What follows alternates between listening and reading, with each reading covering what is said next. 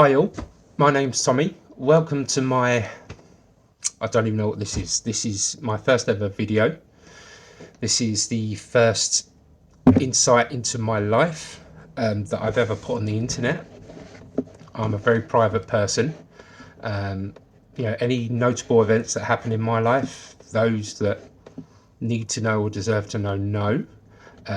Just because I went to school with somebody doesn't give them the rights to every part of my life. Some people share everything, don't they? Well, that's just not me. But I wanted to step out my comfort zone in hope that I can help people, to spread some awareness, to give people an insight into what it's like living with ADHD as an adult. Surprise, I have ADHD. I was diagnosed about 6 months ago, officially, through a company called Psychiatry UK. I self-diagnosed for a year, and I've never been so sure of anything in my life, other than that ADHD has been the dominant problem in my life for a very long time. So how did this all come about? Well, my partner, or should I say ex-partner at the time, said, "Darling, I think you have ADHD." And I said, "Well, no, I don't think so. That's something that naughty kids have, isn't it? No, that's definitely not me." And it's not until you go away and you have a spare 5 minutes and you look at what ADHD is and what some of the symptoms as an adult are, and it's like, wow, everything is a perfect fit. It's like finding the light switch to my life, or finding the instruction manual to my life. And it's a hell of a journey. I'm just still at the very start, but it's a real tough journey. And I've effectively relived my life the past 18 months and thought about all the notable events that have happened and all the things I've done, and everything is starting to make sense.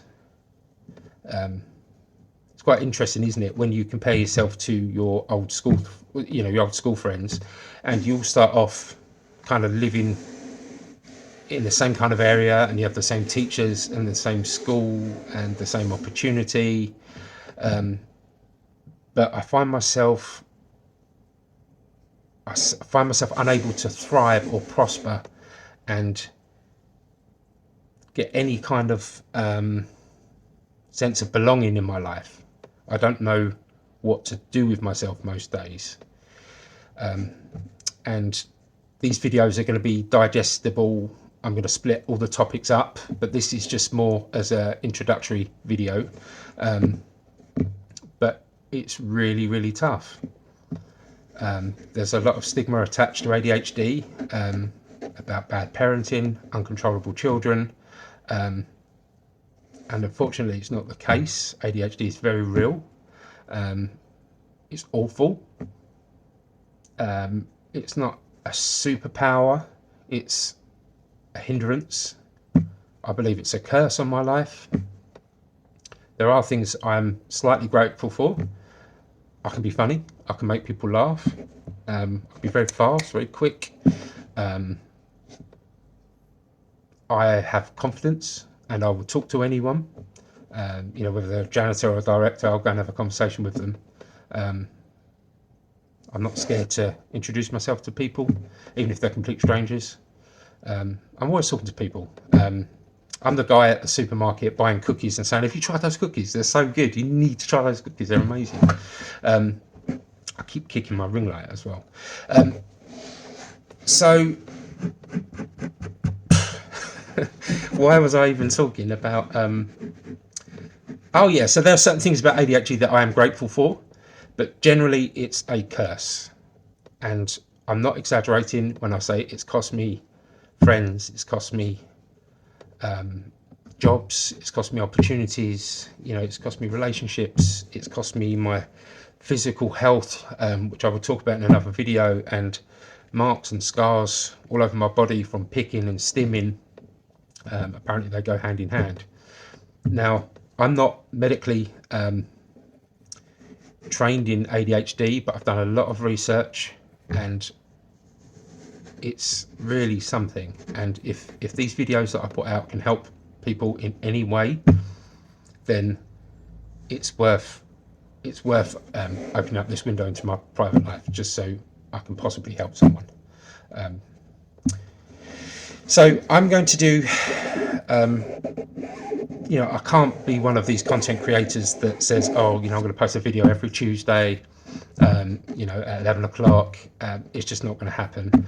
Part of the problems I have with ADHD, I need motivation. I need to be kind of focused on something, otherwise I get very bored. I find it hard to finish tasks. I find it hard to start tasks. I get distracted very easy. I kind of call them squirrel moments. So the videos are just going to come when the videos come, but they're not going to be overproduced. I have a little ring light that somebody very kindly donated to me months ago. I have my mobile phone. I don't have any fancy equipment.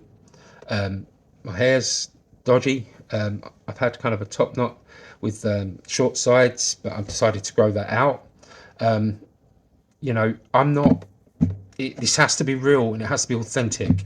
If I'm going to help people, I need them to see the real me. So these videos aren't going to be all mega fancy with a fancy backdrop or anything like that, fancy effects. It's just going to be me talking. I would like some kind of introduction, which I will work on. But yeah, I've decided to do this for two reasons. Number one, I'd like to help people maybe understand themselves a little bit better. Actually, three reasons. The second reason is that it gives me something to do. It's really tough when the world seems to be going to work and earning good money and, making exciting plans. And I find myself constantly trying to find ways to spend my day. ADHD makes me inclined to do things, redesign something, build something, do something with my hands. That would make a fantastic business idea. Follow this up, start this, start that. And it makes earning money very difficult. I've had a spotty employment history, lots of different jobs, and it kind of makes you a jack of all trades but a master of none. You learn things very quickly. You're very adaptable. Change is good for people with ADHD. Change is exciting. Oh, new people, new tools, new opportunities, new buildings, new faces. Everything's exciting, but it has a finite time scale on it.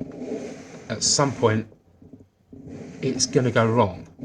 And my experience is, as soon as the writing is on the wall with anything, friendships, relationships, jobs, doesn't matter what it is, as soon as that writing's on the wall, I've already mentally checked out and I'm kind of onto the next best thing already. And that's why over the years I think ADHD has cost me so much. As well as the emotional regulation that comes with ADHD, problems regulating my emotions, and everything I do is super intense. I laugh super intense. I get angry very easily. All my emotions seem to be cranked up to max.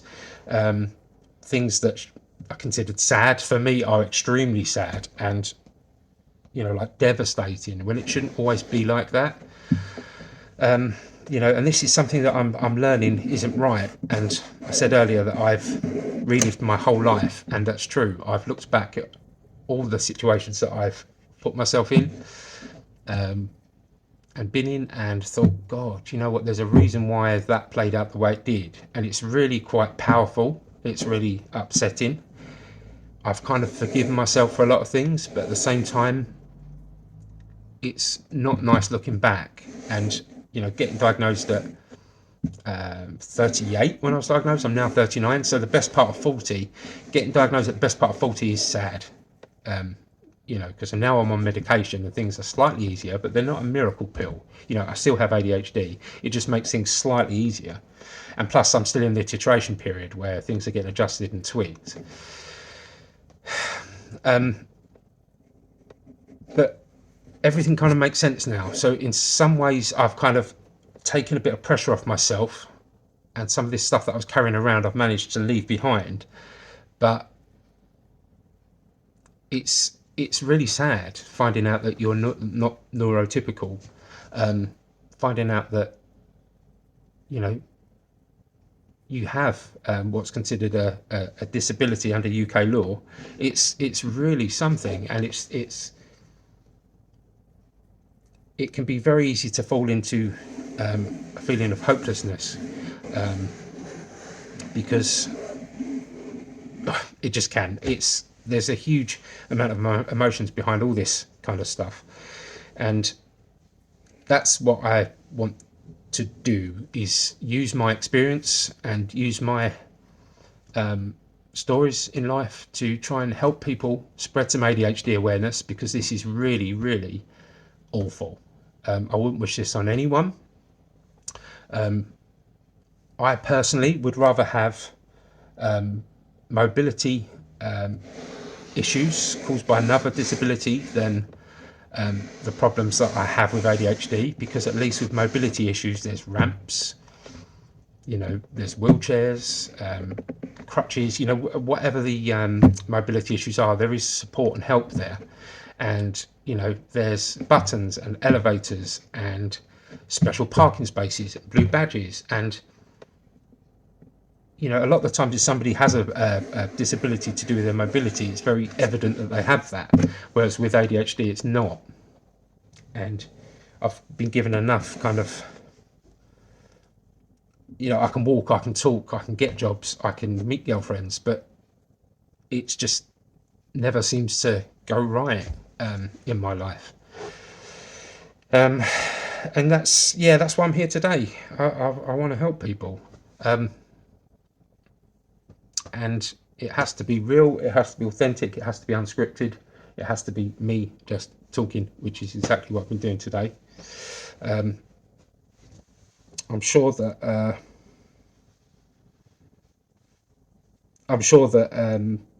you guys will get used to me.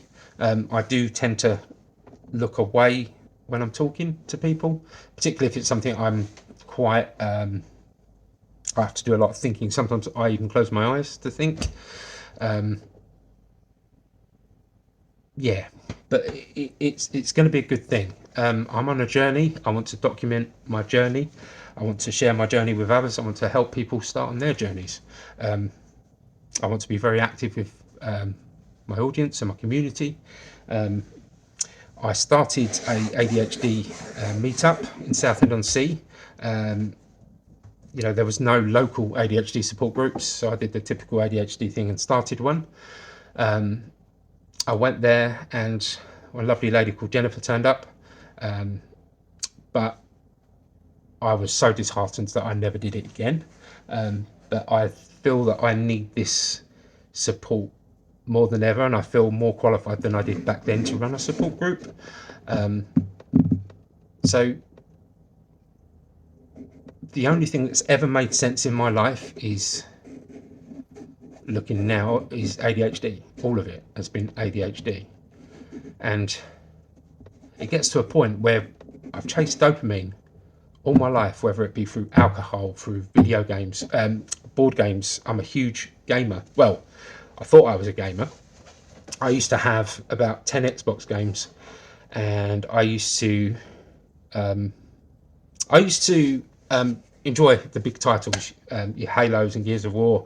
And when I wanted another Xbox game, I used to trade about 4 or 5 in just to get another one, and that's absolutely fine. I wasn't a collector, I wasn't some super game geek or anything like that. I just played video games. But the last 10 years, it's how I've been self-medicating my ADHD. I stopped smoking I stopped smoking 10 years ago, and at first I lost the confidence to go out and drink without smoking, so I stopped drinking at the same time because I desperately didn't want to go back to smoking like 30 fags a day. That's a whole nother video. But I lost that confidence, so effectively I stopped medicating my ADHD on my own. So I used to buy games, and I'm probably looking at just under like 1,000 games here across PlayStation, Xbox, Nintendo, 3DS, Switch, Wii U, Wii. I've pretty much got everything here. I've had a Steam account for probably about 8 years. Up until a few years ago, I had about 15 Steam games in my account. And since building my PC a few years ago, I've now got almost 2,000 games. So, just under 2,000 games that's been acquired in 3 years is a hell of a lot of games. It's crazy.